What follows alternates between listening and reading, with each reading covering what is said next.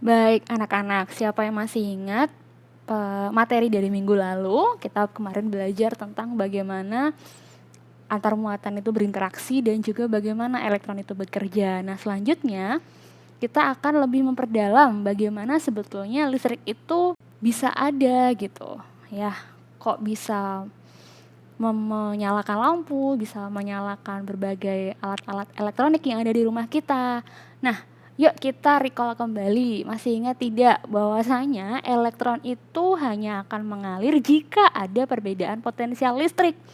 Nah, elektron itu mengalir dari potensial yang rendah ke yang tinggi. Diingat-ingat ya, elektronnya dari yang rendah ke yang tinggi. Jadi, kalau misalnya kemarin itu masih ingat, jika antar dua muatannya ini positif, maka muatan yang memiliki positif lebih banyak itu adalah benda yang memiliki potensial lebih tinggi.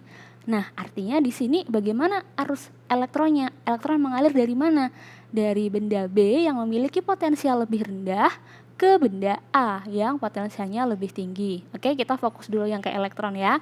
Setelah itu antara benda C dengan benda D. Yuk kita amati bagaimana kedua muatan ini jenisnya.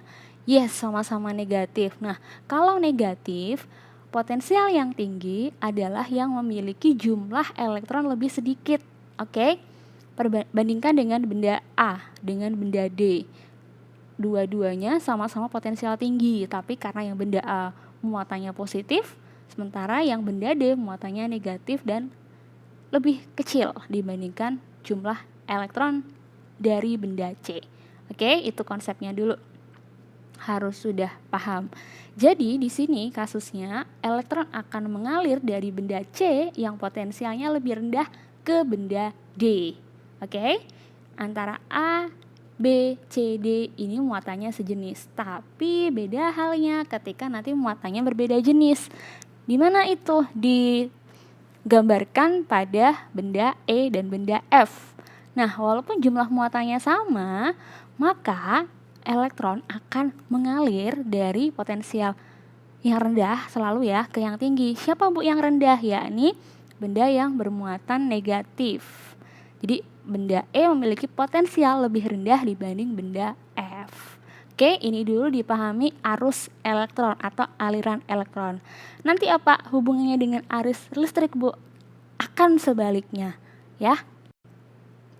Nah, ini tadi, kalau elektron sudah cukup jelas, sekarang kita cek bagaimana terjadinya arus listrik. Listrik itu mengalir jika antara dua buah benda itu dihubungkan dengan suatu konduktor. Konduktor itu apa Bu? Nanti di belakang dijelaskan lebih lebar. Nah, pada konduktor zat padat, zat yang mengalir adalah muatan negatif, sementara zat cair dan gas, muatan positif dan muatan negatifnya dapat mengalir bebas.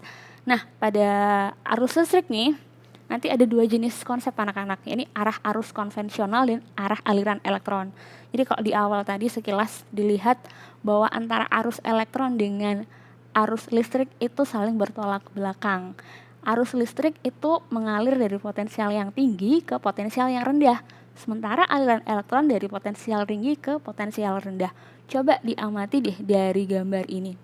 Ini menunjukkan bahwa listrik itu mengalir dari potensial yang tinggi ke potensial yang rendah. Nah, ini digambarkan dengan suatu keadaan ini lebih tinggi gitu ya.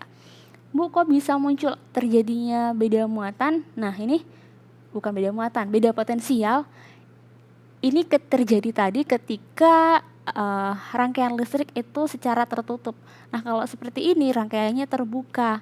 Kalau terbuka tidak ada aliran muatan di dalamnya. Nah, untuk terjadi aliran muatan, maka sirkuit atau rangkaiannya harus dalam keadaan tertutup. Ini kecepatan. Oke, tertutupnya seperti apa, Bu? Ini dia tertutup ya. Ingat, arus listrik mengalir dari potensial yang tinggi ke potensial yang rendah. Oke, kalau begitu jika kita bandingkan, nah, kita amati di sini arah elektron itu mengalir dari potensial rendah ke potensial tinggi. Artinya dari negatif ke positif. Sementara kalau yang listrik nanti beda halnya. Jadi di sini baterai ini dari potensial ulangi, bukan potensial ya, tapi adalah kutub, dari kutub positif ke kutub negatif. Lebih jelasnya lagi ada di...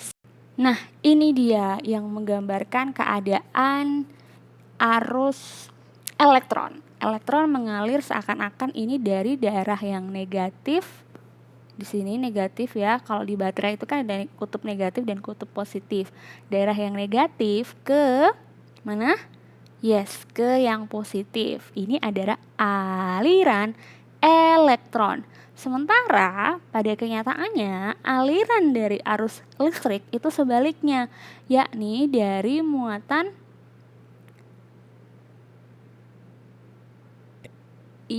positif ke negatif. Ini yang benar. Kenapa bisa terjadi, Bu? Sudah Ibu jelaskan di awal ini. Jadi ada ada kesalahan yang tidak disengaja oleh ilmuwan pada saat itu. Jadi konsepnya arus listrik itu dari potensial tinggi ke rendah, sementara elektron dari titik yang potensial rendah ke potensial tinggi. Oke. Setelah itu kita memahami bagaimana muatan dengan arus listrik itu saling terhubung. Nah, Ibu langsung jelaskan garis besarnya saja karena ini mungkin tidak akan Ibu keluarkan. Nah, menghitung arus listrik itu ada hubungannya dengan jumlah muatan dengan waktu yang dibutuhkan. Nah, kalau kita perhatikan, I akan sebanding dengan Q. Artinya makin besar muatannya maka arusnya makin tinggi. Tetapi berkebalikan, I dengan T alias waktu ya. Di sini T menggambarkan waktu. Semakin cepat waktunya semakin sedikit, waktunya semakin cepat gitu kan. Maka arusnya nanti akan semakin semakin besar. Oke, sekilas saja. Nah, sekarang kita lebih memperdalam bagaimana arus listrik itu bisa bekerja. Jadi, arus listrik itu dipengaruhi juga oleh daya hantar dari muatannya. Nah, sebuah benda itu memiliki tingkat kemudahan atau kesulitan untuk membawa muatan. Ya, ini muatan-muatan elektron atau ion-ion, maksudnya proton dan elektron yang ada di dalam bendanya gitu. Jadi daya hantar listrik secara sederhana diartikan sebagai kemampuan untuk menghantarkan atau memindahkan muatan listrik. Benda ini nanti dibagi menjadi 3 jenis anak-anak, yakni konduktor, mungkin di SD udah pernah belajar kali ya. Lalu ada semikonduktor dan isolator. Dari asal katanya saja isolate, berarti dia mengisolasi gitu ya. Nah, yang paling bagus untuk menghantarkan ini adalah bahan-bahan yang termasuk ke dalam konduktor. Ini sangat baik dalam menghasilkan listrik. Ciri-ciri dari konduktor itu adalah tahanannya kecil. Ini ketahanan itu diberikan bergantung dari bahan apa yang digunakan. Kebanyakan konduktor ini ditemukan pada benda-benda yang terbuat dari logam. Jadi besi, tembaga, emas, tapi tidak semua logam otomatis menjadi konduktor lah ya, belum tentu. Selanjutnya, benda setelah konduktor yang masih memiliki kemampuan menghantarkan tapi tidak sebaik konduktor, yakni adalah semikonduktor. Ketika suhu tinggi dia menjadi konduktor, tapi saat suhu rendah dia menjadi isolator. Nah, contoh bahannya ini ada karbon, silikon, nggak tahu Bu, saya nggak pernah dengar gallium, germanium juga. Oke, yang karbon sama silikon aja deh, gitu. Lalu terakhir ini nih, kalau di kabel nanti konduktor itu ada di bagian paling dalam. Kalau nanti kalian buka kabel itu kan yang warna kuning-kuning itu kan tembaganya. Lalu yang bagian luarnya itu ditutup supaya kita nggak gampang kestrum ya kan, ditutup sama isolator. Nah, isolator ini kenapa ditaruh di luar? Ya supaya nggak nyetrum tadi. Makanya karena tidak bisa menghantarkan arus listrik. Apa saja benda-benda yang terbuat atau yang menjadi isolator gitu? Ya ada rubber karet, lalu ada kaca, kertas, teflon itu juga termasuk. Nah, secara umum ini ya, dari ketiga ini silahkan ditanyakan kalau ada yang belum paham. Next, sekarang hantaran pada zat cair. Ibu tidak akan menjelaskan lebih dalam saja, sekilas Ini dikenal sebagai larutan elektrolit. Ini yang mampu menghantarkan arus listrik. Ini kalau misalnya di mobil itu loh yang untuk ACCU, aki. Aki. Suatu zat ini menghantarkan listrik karena memiliki ion yang bergerak bebas. Otomatis semakin banyak ion yang dihasilkan, maka semakin baik pula benda listrik, cairan tersebut menghantarkan listrik. Nah, larutan elektrolit nanti dibagi menjadi 2 jenis anak-anak. Yakni larutan elektrolit yang lemah dan juga elektrolit yang kuat. Sesuai namanya, yang kuat itu lebih baik dalam menghantarkan listrik dibanding yang lemah. Walaupun dua-duanya sama-sama elektrolit ya, otomatis lah dua-duanya bisa menghantarkan listrik. Nah, contohnya kalau yang untuk elektrolit kuat itu apa, Bu? Garam. Atau larutan garam maksudnya Ibu ya. Jadi kalau misalnya di deket pantai terus lagi lagi ada cuaca buruk terus ada petir nyambar, hati-hati pas lagi di laut ya. Jadi ada garam yang larut dalam air, asam kuat dan basa kuat, ini termasuk larutan elektrolit kuat. Lalu yang elektrolit lemah, nah bisa dicontohkan dalam bentuk asam lemah dan juga basa lemah. Contoh asam lemah itu asam asetat. Nah, lalu ketika ada larutan elektrolit, maka otomatis ada larutan non-elektrolit yang tidak dapat memproduksi ion. Ini adalah molekul-molekulnya itu tidak bisa pecah. Jadi tidak bisa menghantarkan arus. Contohnya adalah etanol. Etanol itu anak-anak alkohol dan juga gula pasir, larutan gula pasir. Oke, kita masuk selanjutnya ke dalam konsep dari hambatan listrik. Nah, sebelumnya untuk memahami bagaimana hambatan listrik itu bekerja, coba kita ingat kembali bagaimana sih ketika dalam sebuah rangkaian, proses apa yang terjadi selain daripada muatannya nanti bergerak, menimbulkan karena ada perbedaan potensial yang disebabkan atau yang ditimbulkan oleh beda sumber tegangan di sini yang bertindak adalah sebagai baterai ini memaksa elektron tadi untuk bergerak. Nah, ketika suatu keadaan di mana sumber tegangan itu terlalu besar yang diberikan, maka ada alat-alat listrik yang tidak mampu menahan arus listrik yang terlalu besar tadi. Apa yang terjadi? Nah, ini namanya overloaded dan fuses. Fuses itu ya ada, kalau di bahasa Jawa tuh jeglek, kalau bahasa Inggris tuh fuse. Apa kira-kira di bahasa Indonesia ya? Intinya benda atau alat listrik ini, alat elektronik ini misalkan digambarkan sebagai lampu LED gitu ya, itu tidak kuat menerima tegangan yang terlampau tinggi, akhirnya dia meledak atau jeglek atau apa ya bahasa Indonesianya. Oke, lupa. Ini fuses, tadi fuses.